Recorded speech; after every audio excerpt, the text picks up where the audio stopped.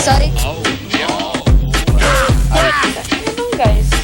Ibang guys, mas gusto pa nga nila. Paiyakin yung babae. So, umiyak na yung babae. Yeah, pare. Yeah, pare. Iyak ka na, pare. Mikey, ikaw Mikey, anong style mo sa church? Whoops! What's next, Bagets? Anong isasagot ni Mikey sa question ni Gerald? A. Tinitext ko sila ng ingat you, dito lang me. B. Hindi pa nga ako nagkaka-girlfriend. C. Pagod na ang puso ko. Ayoko nang magmahal. Tawag na sa Kuya's Kabarkada Hotline. What's next? Lunes. Play.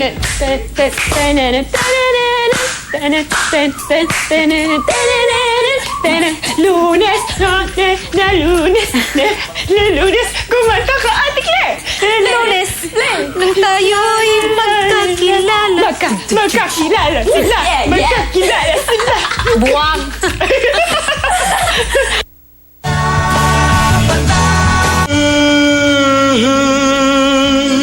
Gabi na, Brenda, bukas na!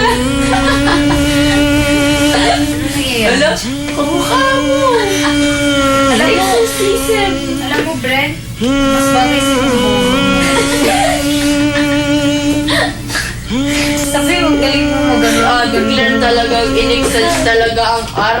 Exorcism, the Philippines version. Ibang guys, mas gusto pa nga nila. Paiyakin yung babae. So, umiyak na yung babae. Yeah, pare. Yeah, pare! Iyak ka na, pare! Mikey, ikaw Mikey, anong style mo sa church? Whoops! What's next, Bagets? Sige, sabi talaga. Hindi pa nga ako nagka-girlfriend. Kasi takot ako sa babae, mas lalo si...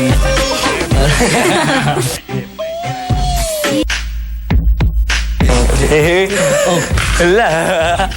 Talaga. Ano kay waiter? Ako eh. Kala ko eh. Kumusta naman dito sa loob? Grabe. Kakaiba po eh. Ha? Ibang experience din po. Kilala niyo ako?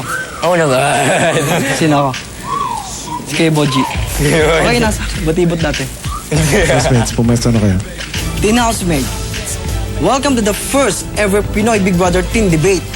Oh, hindi ko nga alam paano mag-debate. Ay, debate? Madali lang. Kuka lang itlog. Sampate. Scott Taylor. 1,000 topics ang ating pagdidebatihan. Bali, abutan tayo dito ng 40 araw. Hindi. Kasi itong mga topics na to, yung mga tanong din, yung mga ano din dito, kinuha pa sa mga kilalang libro. Tulad ng Almanac, Webster, yan, Lobster, yan, dun kinuha yun. Kung sino ang may kulelat na depensa, siya yung bubuhusan. At ang host, hahalikan niya sa pisngi. Kalagay dito eh. Hindi, joke lang. Wala na rin asawa ko eh. At kung sino unang magkakaroon ng 3 points ay siyang mananalo at magkakaroon chance na magkaroon ng isang carnival date. Carnival date. Bale, makakadate nyo si Ate Raquel. Sinasatap dito ng carnival, si Ate Raquel makakadate nyo. At ang matatalo naman, siyempre, mag-uuwi ng mga appliances. Oo nga. Ito, unang-una, Arnulang di motor. Padalwa, plancha, ang umiinit yung handle. Patatlo, ang pinakapatatlo dyan, kotse. Nasa loob ng tambutso. Yan po nalalanan, hindi. Debaters. Tanggalin niyo muna ang inyong mga lapel mics. Eh, yun, pagkatapos sila, ito, mag-explain. Itapat sa inyo ang head ng lapel mic. Mag-explain ako eh. Hindi. Joke lang. Saan ba ilalagay? Swimming pool daw. Tapos swimming pool. Pareho kayo pag nagsasalita, gusto ko mas malakas sa normal. Aba. Tapos tingnan nyo, mas malakas. Hello! Hello! Hello! Brother, pakinig ba? Hello! Ken, handa na kayo? Basahin nyo. O isa ko, pagod na kayo. 3. Sa start ng week, may pinaririnig kay Mikey si Kuya na bad trip tuloy si honey ko. Access 3G.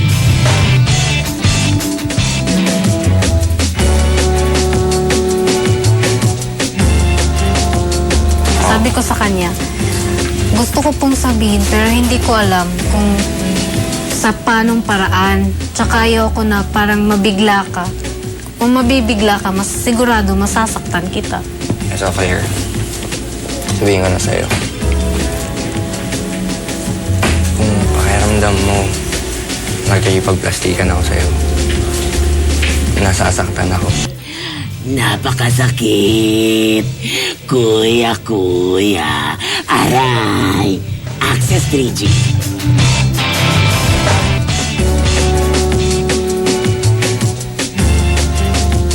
Doon sa text, ganun. Ano yan? Meron mo pero ilang ito sa kanya. Bakit tama, Mikey? Ayun, kasi medyo naiilang din. Kasi ako po yung tingin ko ako yung tinutukoy dyan, tas medyo naiilang din po ako. Yung magkailangan na lalo tayo ganun sa mga bagay na yun. Oh, wala yun. Sa kanila lang yun. Depende kung magpa-apekto ka eh. What can you say, Pining? Pining, what can you say? Bakit naman ganon, Kim? Bakit nawala ang pag-ibig? O yan, naku, nakasinghot na naman ng Katoliko si Pining. Wait. What? Gwapo rin naman si Gerald, no? Basta ang haba ng hair ni Kim. O tama ka doon, mas mahaba yung hair niya Pero sa'yo. mas lalong haba ang hair mo dito sa issue na to. What's going on? Aba, involve ang buong bansa. Access 3G.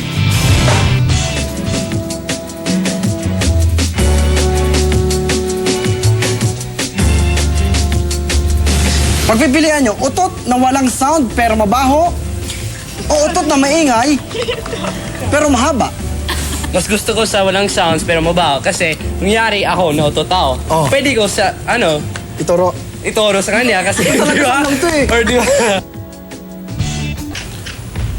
Gusto kong marinig ayon sa iyong karanasan.